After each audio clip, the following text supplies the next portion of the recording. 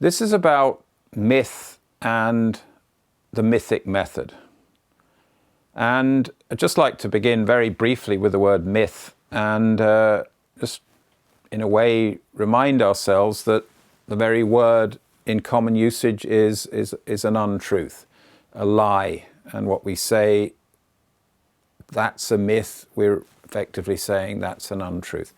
And I don't want to get into the really interesting area of how myth has been viewed over the last millennia and centuries, but basically in the 19th century, the academics did view myth as a reflection of a more primitive way of thinking and in a way pointed to the religions and beliefs of primitive societies in a somewhat dismissive, judgmental way.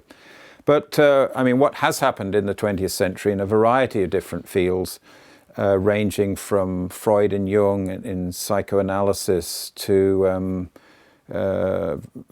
popular film studies, is people have started to recognize and value and in a way rehabilitate the very term myth. So in a way what we're dealing with is a kind of ambiguity of meaning in the word, from nonsense and untruth to deep and profound wisdom. And clearly this Bard Mythologies project's more in the latter, that there's a wonderful depth of wisdom in the myth, but also a certain amount of demythologizing, using the word slightly differently, and debunking that perhaps is inherent in a quest such as this. So, the rehabilitation of myth. And in this project, in a way, we're taking inspiration from a 17th century academic from Italy, Giambattista Vico, who suggested that the first science should be learnt is the science of myth. And I agree with Vico's proposition. And in a way, let's go with that and let's see what is involved in taking myth seriously, in rehabilitating myth, and in what might be called the mythic method. So what is the mythic method? It's a method that begins with the listening to an oral story. And in doing so, that's honouring a time-honoured tradition of oral storytelling. And so what we have recorded on the Bard Mythologies website is a very wide cross-section of the Irish myths. And what you'll find in the journeys that you have signed up for, that whole journey begins with listening to the story. Step one in the mythic method is listening. And step two is immersion. And immersion is something that people in oral societies naturally do. And if you ever watch a child listening to a story, a young child, it's almost as if there's no separation between them and the story. They jump in. And if you ever work with people from more oral cultures, they often are exactly the same. It's not as if there's them and the story with them as an observer. When they hear a story, they're in it. And so one of the things about the mythic method is it, in a way, encouraging that process of immersion. And this is useful because, as the great media commentator Marshall McLuhan said, the one thing a fish knows nothing about is water. And it's almost the same with culture. If all we ever do is swim around in the same cultural groupings that we grew up with or went to school with or were born with, somehow there's a lack of awareness as to the water that you're swimming around in. And the beauty of becoming immersed in a story, in an oral tradition, is it provides a distance from the everyday from which you can see the everyday. So the first step is listen, and the second is immersion. And the effect is beginning to see things differently and see things from a distance.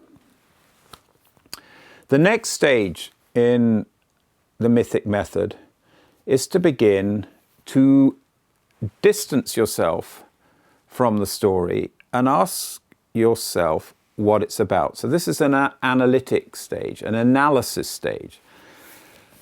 And there's various ways of doing that. And one of the wonderful things about particularly intellectual developments in France and elsewhere in areas of literary criticism and a field called semiotics and indeed in folklore, is that there's some wonderful tools of making sense of the stories. Now, in a sense, the process of the analysis has begun because in distancing yourself from the culture you're in, you're already beginning to reflect on it. But it can be handy to also apply some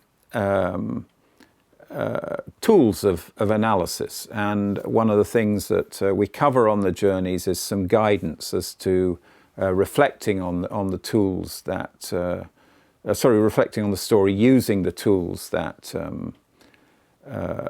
you're given. So, listen, immerse, analyze.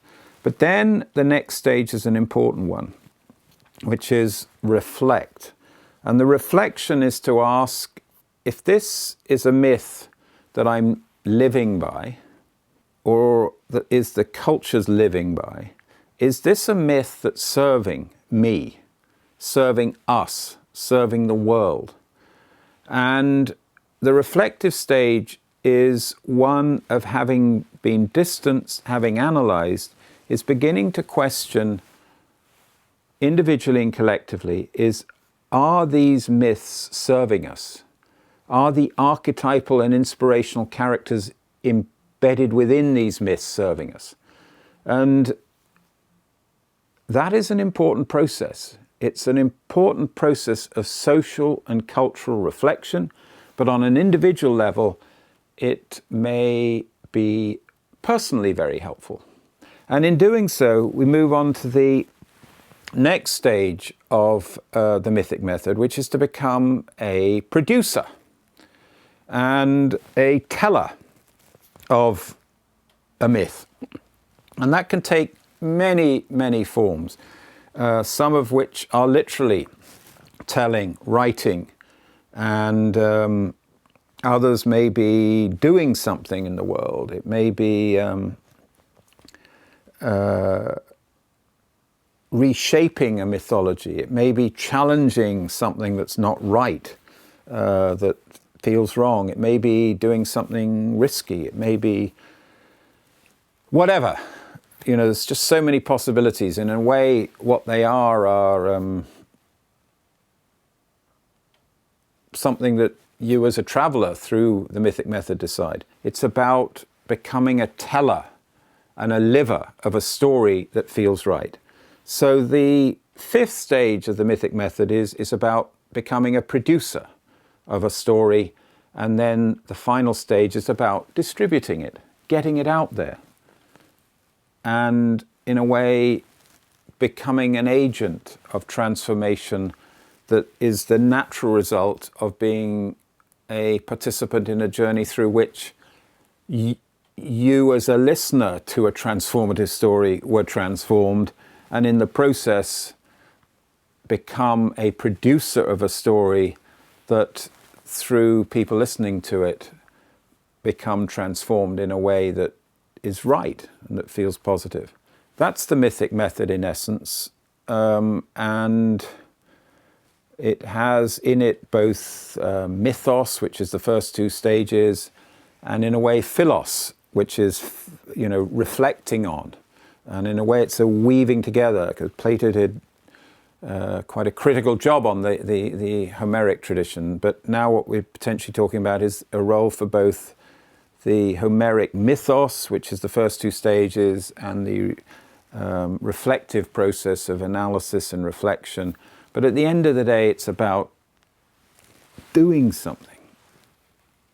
telling something that's right for the traveller, but also in being right will probably be right for others.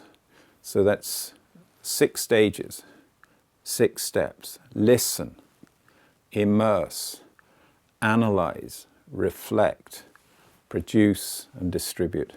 Mythos, philos, mythophilos in action. That's the mythic method. That's what these journeys are about.